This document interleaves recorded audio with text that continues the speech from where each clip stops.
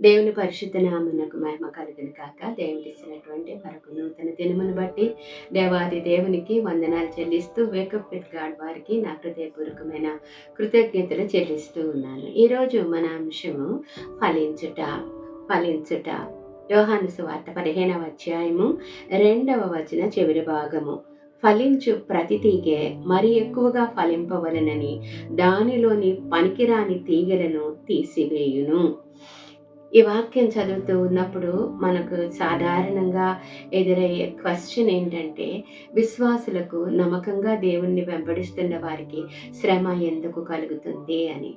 ఇక్కడ ఈ వాక్యం దానిని వివరిస్తూ ఉంది. ఆయన చెప్పే మాటలు ఏంటంటే, ఇంకా ఎక్కువ ఫలించాలని, మనలో ఫలింపని ప్రతి తీగని ఆయన తీసి పారవేయును. అంటే ప్రూనింగ్ అంటాం మనం దీన్ని.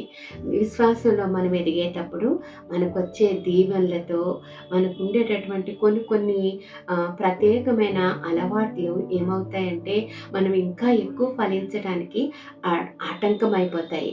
అవి తొలగిస్తేనే తప్ప ఆ జీవము ఆ కొమ్మలో నుండి ఆకుల్లోనికి ప్రవహించటానికి ఉండదన్నమాట. అది క్లియర్ చేయటం కోసం దేవుడు ఏం చేస్తాడంటే, ఆ ఫలింపని ప్రతిదానిని కూడా ఆయన తీసివేస్తాడంట. తీసివేసేటప్పుడు ప్రూన్ చేసేటప్పుడు నొప్పి కలుగుతుంది, బాధ కలుగుతుంది. దాన్నే మనం శ్రమ అంటాము. ఆ శ్రమ కలిగింది ఎందుకోసం అంటే, మనం ఇంకా ఎక్కువగా జీవము ప్రతి ఆకులోనికి ప్రసరించి ఇంకా ఎక్కువ ఫలించటానికి. మరి అలాగ మనం ఫలింపాలని దేవుడు కోరుకుంటూ ఉన్నాడు. ఈ దినాన ఆయన శ్రమను మన ఫలం కోసం అని అంగీకరించి ఆయనను స్తుతిస్తూ, దేవుడు కట్ చేసినటువంటి ఫలింపని ప్రతి తీగ కొరకు దేవునికి వందనాలు చెల్లిస్తూ ఆయన కొరకు మనము ఫలించదుము కాక. పరిశుద్ధుడు అయిన మా పరలోక ప్రియ తండ్రి, గొప్ప దేవా, నీ ఘనమైన నామానికి వందనాలనైనా.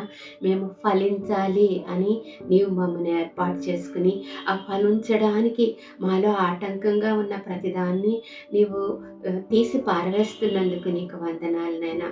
అలా చేయటం వలన మేము ఇంకా ఎక్కువ ఫలించడానికి మా ఎడలి నీవు చూపుచున్న కృప కొరకు వందనాలు. ఈ దినాన మా కష్టాన్ని బట్టి మేము నిందించటం కానీ కృంగిపోవడం కానీ కాదు, కానీ మేము ఇలా ఫలించటం కోసమని నేను మహిమపరిచే కృపలో మమ్మల్ని నడిపించమని యేసు నామములో అడిగి వేడుకొంచున్నాం తండ్రి.